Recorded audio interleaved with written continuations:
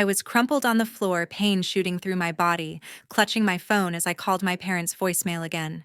They were too caught up in my sister's glitzy modeling party to answer.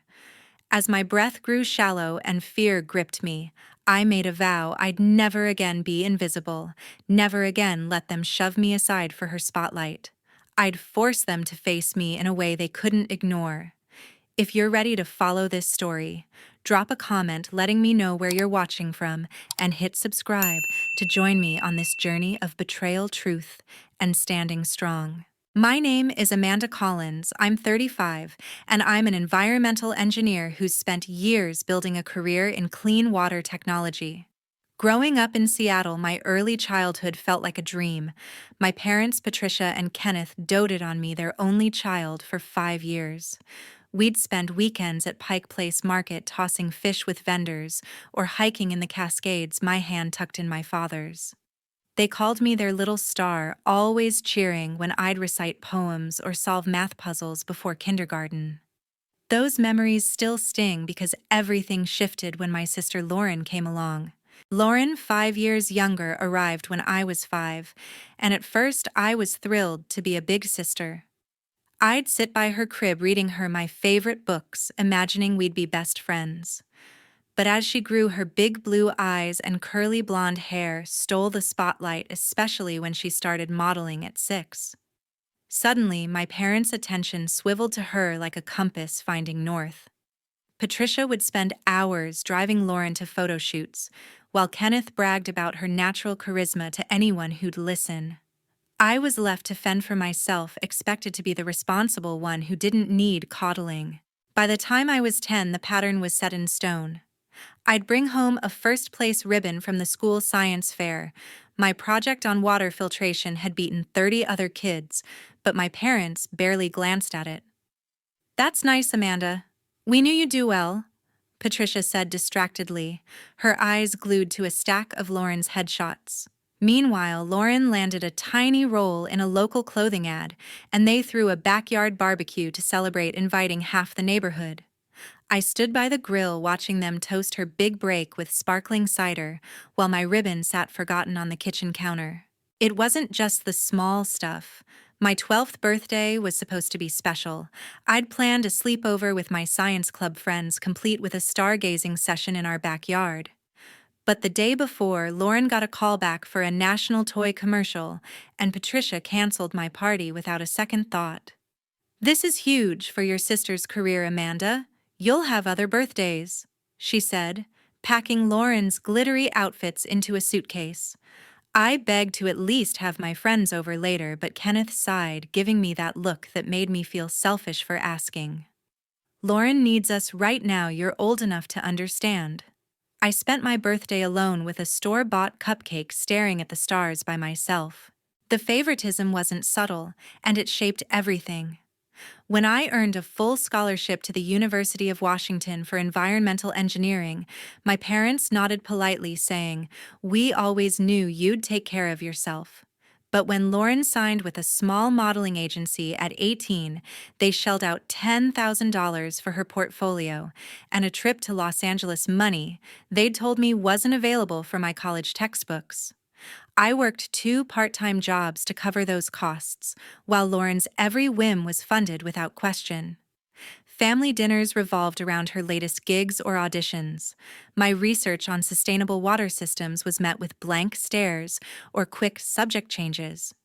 "Did you see Lauren's new billboard on I-5?" Kenneth would beam, as if my published paper in a national journal was just a footnote. It hurt most at family gatherings. Aunts and uncles fawned over Lauren's glossy photos, cooing about her star potential, while my achievements, a master's degree by 25, a patent on a filtration device by 30, got a pat on the head and a, "That's nice, dear." I'd stand there forcing a smile, feeling like an extra in my own family's movie. Patricia would pull out her phone to show Lauren's latest Instagram post, hundreds of likes for a bikini shoot, while my TEDx talk on global water access, which had thousands of views, never got a mention. I learned early to stop expecting their pride. It was reserved for Lauren's spotlight. Don't get me wrong, I didn't hate my sister. Lauren was charming, bubbly, and knew how to work a room.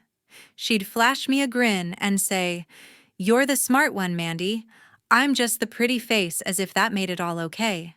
But her casual reliance on our parents' support, rent money, car payments, endless loans for her career grated on me. She never seemed to notice how their obsession with her left me invisible, or how I'd been pushed to the sidelines my whole life. Now at 35, I've built a career I'm proud of.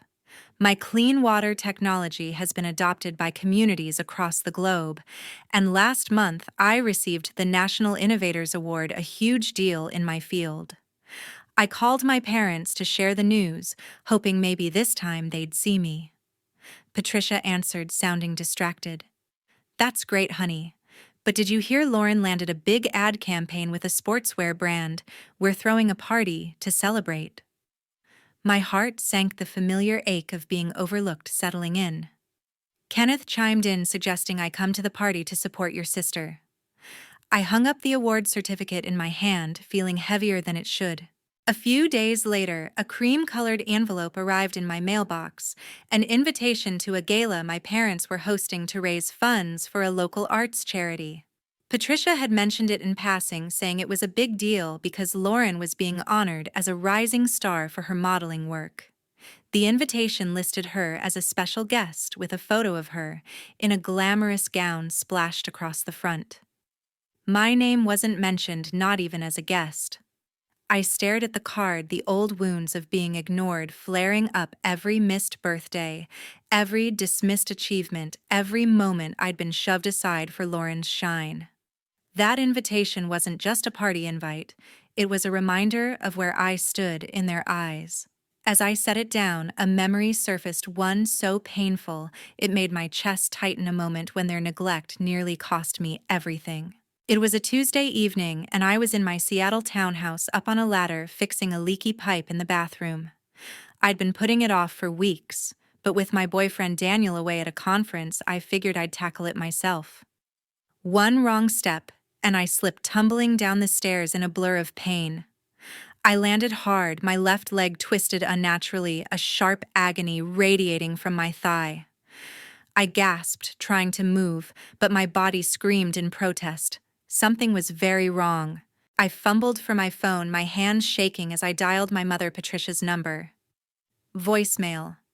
I tried my father Kenneth voicemail again. My leg throbbed and a warm stickiness spread under my jeans. I realized I was bleeding, likely from an internal injury. Panic clawed at my chest, but I forced myself to breathe, typing a frantic text to both parents. Emergency, fell downstairs. Need help. Please come. No reply. I called Lauren, my sister, hoping she might be nearby. Voicemail. My vision started to blur and fear surged through me. This wasn't just a sprain. Desperate, I opened Instagram, remembering my mother's obsession with posting family moments. There it was, a post from 20 minutes ago, a photo of Patricia, Kenneth, and Lauren at a swanky downtown restaurant clinking champagne glasses. The caption read, "Celebrating our star Lauren's big sportswear ad campaign. Ciao, proud parents." My stomach churned. They were partying for Lauren's latest modeling gig, ignoring my calls while I lay broken on my floor. The pain intensified, a searing wave that left me dizzy, and I sent another text. "Hospital, please. I'm hurt bad." Still nothing. I don't know how long I lay there, curled on the cold tiles, my phone slipping from my hand. My neighbor, Nancy Carter, a nurse who lived next door, saved me. She'd heard the crash through our shared wall and came to check. Finding me pale and barely conscious, she didn't hesitate, calling her brother to help carry me to her car. "Hang on, Amanda, we're getting you help," she said, her voice steady but urgent. The drive to the hospital was a haze of pain and nausea, Nancy gripping my hand as I fought to stay awake. In the emergency room, doctors swarmed, ordering x-rays and blood tests. The diagnosis came fast, a fractured femur with internal bleeding from a torn artery. "You're lucky you got here when you did," the lead doctor said gravely. "Another hour and you could have gone into shock or worse." Nancy stayed by my side, using my phone to keep calling my parents. Finally, around midnight, 5 hours after my first call, Patricia picked up. Oh, we were at Lauren's celebration, phones on silent, she said. Her tone casual, like she'd missed a lunch date. Is everything okay? Nancy, usually calm, snapped. No, it's not okay. Your daughter's in the hospital. She nearly died. There was a pause, then Patricia's voice suddenly small. We'll be there soon. They arrived an hour later, still dressed in their party clothes. Patricia in a sequined dress, Kenneth reeking of cologne and wine. Lauren wasn't with them. Amanda, you scared us, Patricia said, patting my arm like I'd caught a cold. Why didn't you call an ambulance? I stared at her, too weak to speak, the weight of their indifference crushing me. Nancy, who'd refused to leave until my family showed, stepped in. She called you multiple times, texts too, begging for help. Kenneth checked his phone, frowning. We were focused on Lauren's big night. It was a huge deal for her. More important than my life, I wanted to scream, but the pain meds dulled everything except the ache in my chest. Patricia smoothed my blanket, avoiding my eyes. Lauren's campaign is a game changer. You know how hard she's worked. A nurse checking my IV raised an eyebrow but said nothing. They stayed barely 20 minutes, making small talk about Lauren's party, how the client loved her photos, how they'd rented a private room. We should get back, Kenneth said, glancing at his watch. Lauren's friends are still at the restaurant. They're expecting us. Patricia nodded, squeezing my hand. You'll be fine, Amanda. You're tough. As they left, I heard Patricia murmur to Kenneth. She's always been dramatic. Remember those stomach aches in high school? Always during Lauren's shoots. The door clicked shut, and I was alone, the beeping monitors louder than their empty promises. I spent 3 days in the hospital, my leg in a cast. My body bruised, but stable. The doctors warned I'd need months of physical therapy, and the internal bleeding had been dangerously close to fatal. My parents visited once more, a 10-minute stop on their way to another of Lauren's events. We're so busy with her campaign, Patricia explained, checking her phone. You understand, don't you? Kenneth added. Lauren's got a tight schedule, but we'll check in soon. They left before I could reply, their footsteps fading down the hall. Daniel flew back early from his conference, arriving that night with worry etched on his face. He held my hand, bringing me my favorite tea and a soft blanket from home, advocating with doctors when I was too tired to speak. I tried calling your parents when I landed, he said quietly. No answer. I nodded, the sting of their absence sharper than the pain in my leg. Ashley, my best friend, showed up the next day with flowers and my laptop, insisting I rest but stay connected to work if I wanted. Their presence, Daniel's steady support, Ashley's fierce loyalty stood in stark contrast to my family's neglect. On my discharge day, I got a text from Patricia. Sorry we can't pick you up. Taking Lauren to a fitting for her next shoot. Let us know you're home safe. Daniel helped me into his car, his jaw tight with anger he didn't voice. As we drove past downtown Seattle, I caught a glimpse of the restaurant where Lauren's party had been the same night I'd nearly died. My parents' laughter echoed in my memory, their glasses raised to Lauren's success while I fought to survive. Something inside me snapped, not with rage, but with clarity. I was done being their afterthought, done hoping for a place in their world. Lying in that hospital bed, staring at the ceiling, I knew I had to act. I couldn't let them ignore me anymore, not after this.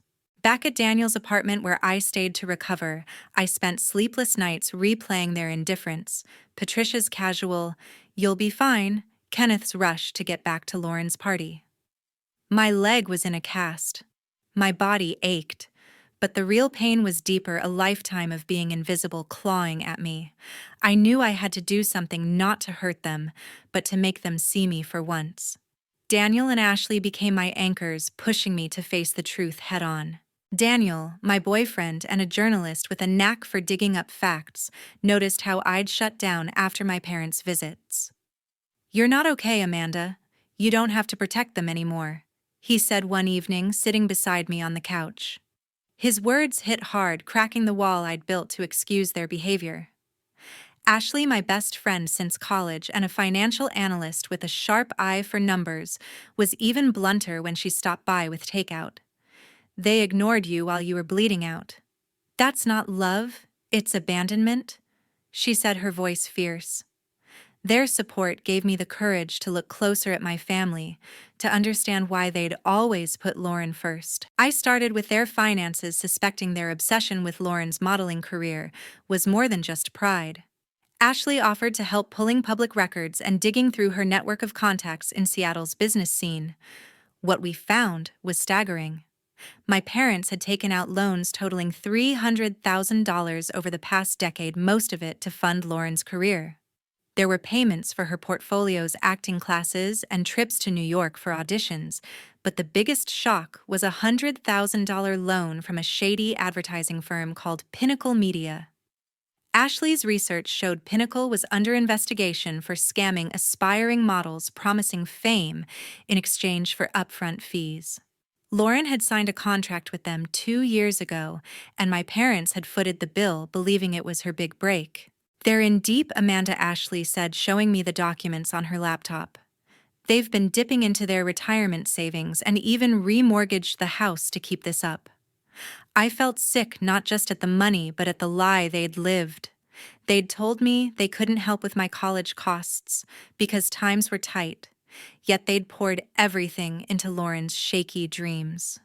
The truth cut deeper when Ashley uncovered another detail: my college tuition had been paid through a trust set up by my uncle Douglas Bennett, my mother's older brother. Patricia and Kenneth had claimed it was their money, letting me believe they'd sacrificed for my education when they hadn't. Douglas, a real estate investor who'd always been kind but distant, became a key piece of the puzzle. I called him pretending I was just checking in and gently probed about the trust. "I wanted to make sure you had a shot, kid," he said warmly. "Your parents were stretched thin, so I stepped in. Stretched thin because of Lauren." I thought, my grip tightening on the phone. Douglas didn't know the full extent of their favoritism. He'd assumed they supported us both equally, but his confirmation fueled my resolve. My parents had built a facade of fairness, and I'd been too trusting to see through it. The more I learned, the clearer their priorities became. Lauren wasn't just their favorite, she was their lifeline, the star they pinned their dreams on. They'd funneled money into her career for years, covering her rent car payments and even credit card debts when her gigs dried up. Public records showed she'd never repaid a dime, while I'd lived frugally, saving from my engineering job and patent royalties.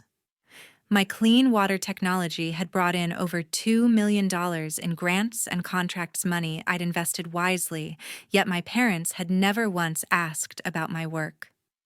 They were too busy bankrolling Lauren's next photo shoot.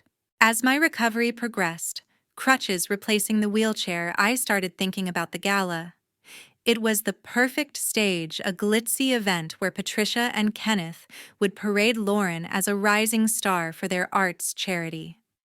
The guest list included their friends, colleagues, and Seattle's elite, all primed to hear about their perfect family. I wasn't after revenge. I wanted truth, a chance to show who I was and what they'd ignored. Ashley agreed, helping me brainstorm ways to make an impact. "You've got the facts, use them," she said, her eyes gleaming. Daniel was more cautious but supportive. "Just be sure it's about you, not them," he advised, kissing my forehead. I contacted the gala's event planner, introducing myself as Lauren's sister, who wanted to contribute a special tribute to my parents' charity work. The planner, a bubbly woman named Claire, was thrilled. "Lauren's such a draw, but it's sweet you're pitching in too," she chirped, unaware of my plan. I spent weeks crafting a presentation, gathering evidence, financial records, emails, my award certificates, and a clip of my TEDx talk. I edited a short video, keeping it professional. My clean water project, saving lives globally, the National Innovators Award, and a subtle reveal of my anonymous support for the family. I included Douglas's trust and Pinnacle's scam, framing it as a wake-up call, not an attack. Every slide was deliberate, stripped of bitterness. I didn't want to shame my parents or Lauren. I wanted to be seen, to break the cycle of being their afterthought. I ran the presentation by my therapist, Dr. Lisa Harper, who I'd started seeing after the hospital. This isn't about punishment, right? She asked, her pen poised. I nodded firmly. It's about setting boundaries, about demanding respect. She smiled, approving my intent. Then you're ready, stay true to that. The gala was 2 weeks away when I got a call from Lauren, her voice breezy as ever. Mandy, you're coming to Mom and Dad's big night, right? I'm being honored, it's huge. I clenched my jaw, her obliviousness grating. I'll be there, I said coolly, not mentioning my presentation. She rambled about her new sportswear campaign, never asking about my recovery or the cast still on my leg. After hanging up, I felt a strange calm. Lauren didn't see me either, not because she was cruel, but because she'd been raised to believe she was the sun we all orbited.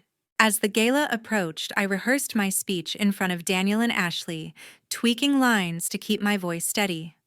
I chose a simple navy dress for the event, elegant, but not flashy, pairing it with a silver pin from my engineering society. My crutches were a reminder of what I'd survived, but they didn't weaken my resolve. The night before I sat with Daniel, my laptop open to the final video. You're sure about this? He asked, his hand on mine. I've never been surer. I replied, my heart steady. Tomorrow I'd walk or hobble into that gala and make my parents face the daughter they'd ignored for too long. I wasn't just Amanda anymore. I was ready to claim my place.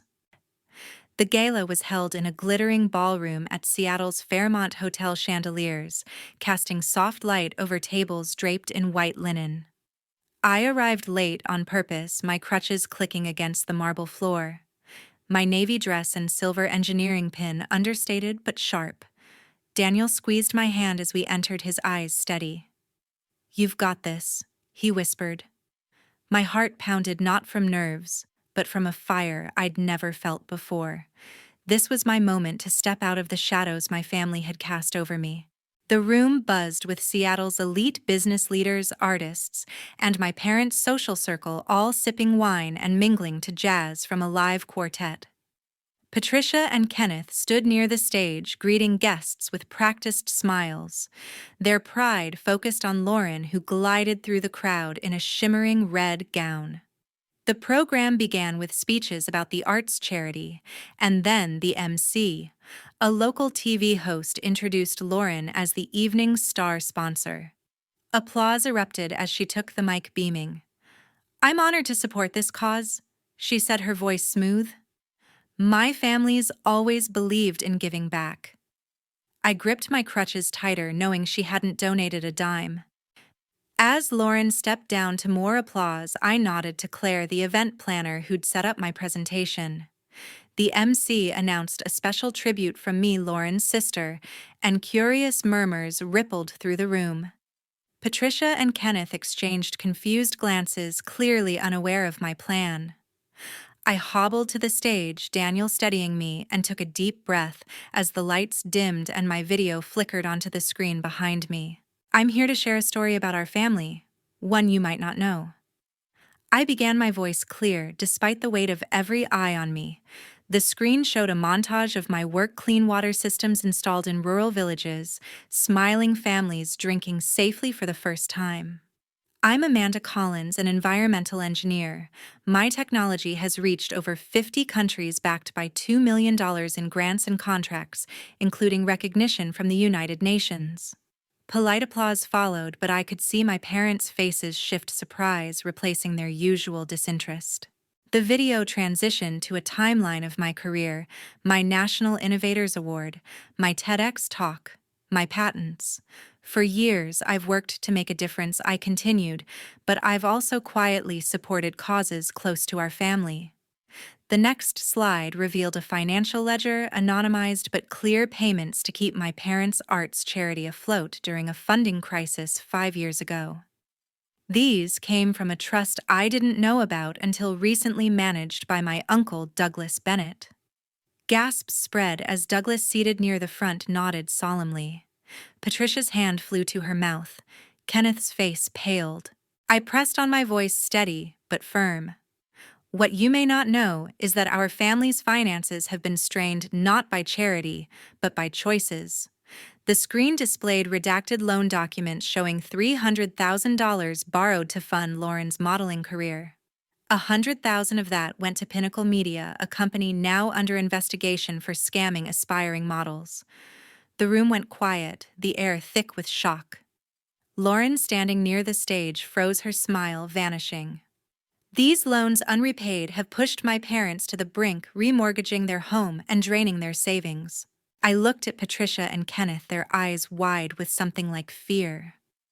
I've spent my life trying to earn your respect, I said directly to them, my crutches grounding me. I achieved.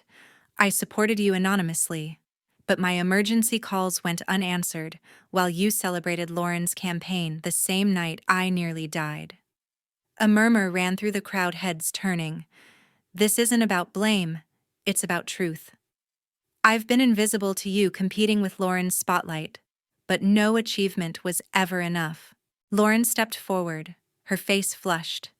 Mandy, why are you doing this? You're embarrassing us. Her voice cracked, drawing sympathetic glances from some guests. I held up a hand, calm but unyielding. This isn't about embarrassment, Lauren. It's about reality. You've benefited from their support, $300,000 worth, while I've stood alone, even when I was bleeding out. The screen flashed a final slide. My Innovators Award announced nationally the next day, with a $2 million grant for my work. Douglas stood, his presence commanding. Amanda's right, he said, his voice deep and measured. I've watched this family prioritize one daughter while neglecting another. Those loans were reckless, and Pinnacle was a scam. I regret not stepping in sooner. The crowd stirred, whispers growing louder. Patricia began to cry, her hands trembling. Kenneth looked shell-shocked, unable to meet my gaze. Lauren's eyes darted to the exit, her confidence shattered. I'm not here to destroy anyone, I said, softening my tone. I'm here to be seen for my work, my contributions, and my pain. I love you all, but I deserve respect, not to be an afterthought. I paused, letting the words sink in. This gala celebrates giving back. My gift is the truth, a chance for us to move forward honestly. I stepped back, Daniel helping me to my seat as scattered applause broke the silence, led by a few of Douglas's business friends who'd always been kind to me. The room remained tense, guests murmuring as the quartet resumed playing. Patricia and Kenneth stayed rooted, their faces a mix of shame and disbelief. Lauren slipped out a side door, avoiding eye contact. Several people approached me quietly, charity board members, family friends, offering congratulations on my work and stunned support. We had no idea, Amanda, one of Patricia's friends, whispered. They always talked about Lauren. I nodded, the weight of 35 years lifting slightly with each acknowledgement. As the evening wound down, Kenneth approached, his expression unreadable. We need to talk, he said, his voice low. Not tonight, but soon. I met his gaze, unflinching. I'd like that. I replied, meaning it, but knowing it wouldn't be easy. Daniel and I left shortly after, the cool Seattle night air hitting my face as we stepped outside. My crutches felt lighter, my heart unburdened for the first time in years. I'd done it not for revenge, but for me. I'd stood in my truth, and no one could ignore me now. But as we drove away, I knew my family's response, or lack of it, would shape what came next. Leaving the gala that night felt like shedding a skin I'd outgrown. The cool Seattle air brushed my face as Daniel helped me into his car, my crutches stowed in the back. I'd laid my truth bare, my work, my pain, my family's choices, and for the first time in 35 years I felt free. Not because I expected Patricia, Kenneth, or Lauren to change, but because I'd stopped waiting for their approval. I'd claimed my place, and no one could take that from me. But freedom came with a cost, and the days that followed showed me just how deep the rift had grown. Patricia called the next morning, her voice trembling with a mix of guilt and defensiveness. Amanda, how could you humiliate us like that? She asked, as if I'd aired their secrets for sport. I stayed calm, my words measured. I didn't humiliate you, I told the truth. You ignored me when I needed you most. There was a long pause, her breathing uneven, but no apology came. Kenneth left a voicemail later saying we should talk this out as a family, but his tone suggested I was the one who'd overstepped. Lauren sent a text Mandy that was low. You ruined my night. I stared at it, the sting of her blame familiar, but no longer crippling. I didn't reply to any of them. I made a choice that week to step back not out of spite, but self-preservation. I blocked their numbers, needing space to rebuild without their voices pulling me back into old patterns. Daniel supported me, his quiet strength a lifeline as I navigated the fallout. Ashley, ever the pragmatist, checked in daily, bringing coffee and sharp advice.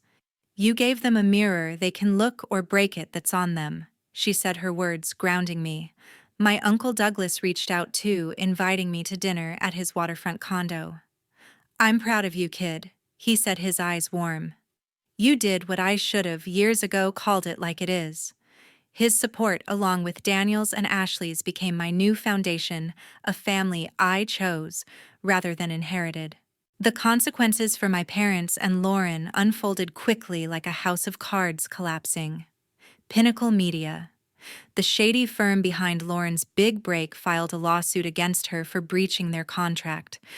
Turns out she'd missed payments after the gala's fallout derailed her campaign. The suit demanded $150,000, a sum my parents couldn't cover. Ashley's contacts confirmed they'd put their house on the market, trading their sprawling suburban home for a modest condo to settle the debts. Patricia's social media went silent, her usual posts about Lauren's glamour replaced by nothing. Kenneth's construction firm took a hit too, as clients who'd attended the gala pulled back, wary of the family's financial mess. Lauren's career spiraled. The sportswear brand dropped her, citing reputational concerns, and her Instagram followers dwindled as the lawsuit made local headlines. She tried calling me once, leaving a voicemail that swung between anger and desperation. Mandy, you owe me. You tanked my life, she said, her voice cracking. I listened, then deleted it. Lauren wasn't a villain, she'd been shaped by the same system that sidelined me, but her refusal to see my side closed the door. I didn't hate her. I just didn't need her in my world anymore. While their lives unraveled, mine took root. I poured my energy into my work, my clean water technology expanding to new regions with the $2 million grant from my National Innovators Award. I started the Collins Future Fund, a charity to support young engineers from families who overlooked them, kids like me, hungry for a chance to shine. The fund's launch drew attention with articles in tech journals and a feature on a national news podcast. Every application we received, every story of ambition against the odds, felt like a step toward healing, not for my family, but for myself. 6 months after the gala, I stood on a stage in Washington, D.C., accepting my Innovators Award before a crowd of scientists and policymakers. Daniel and Ashley were there, cheering louder than anyone, their faces glowing with pride. As I spoke about innovation and resilience, I felt a quiet strength, no longer the girl begging for scraps of attention, but a woman who'd built her own table. The award wasn't just for my work. It was proof I'd survived, thrived without the validation I'd once craved from my parents. Patricia and Kenneth tried reaching out again through Douglas this time. He relayed their message, they wanted to meet to make things right. I thanked him, but declined. I've given them enough chances, I told him, my voice steady. I'm done waiting for them to see me. Douglas nodded, respecting my boundary. I heard later they'd downsized further, moving to a small apartment, their social circle shrinking as their facade crumbled. Lauren moved to Portland, chasing new modeling gigs, but the lawsuit trailed her, a shadow she couldn't outrun. My life grew fuller, richer in ways I hadn't imagined. Daniel proposed on a quiet hike in the Cascades, the same trails I'd loved as a kid. No grand gesture, just us, the mountains, and a promise to build a life where we'd always see each other. I said yes, my heart full. Ashley planned the engagement party, turning my backyard into a cozy celebration with string lights and our closest friends. Douglas gave a toast, calling me the strongest Collins I know, and for once, I believed it. The scars from my family didn't vanish. Some wounds never do, but they no longer defined me. My work, my fund, my chosen family gave me purpose. I'd stopped chasing Patricia's pride, Kenneth's nod, Lauren's spotlight. I was enough, and that was the victory I'd fought for. Standing up at the gala wasn't about tearing them down. It was about building myself up, refusing to stay invisible. What's your story? Have you ever had to stand up to family who overlooked you, who chose someone else over your worth? Drop your experiences in the comments. I'd love to hear how you found your voice. If this journey resonated, like and subscribe for more stories of truth and courage. Thank you for listening to mine, and here's to standing strong in your own.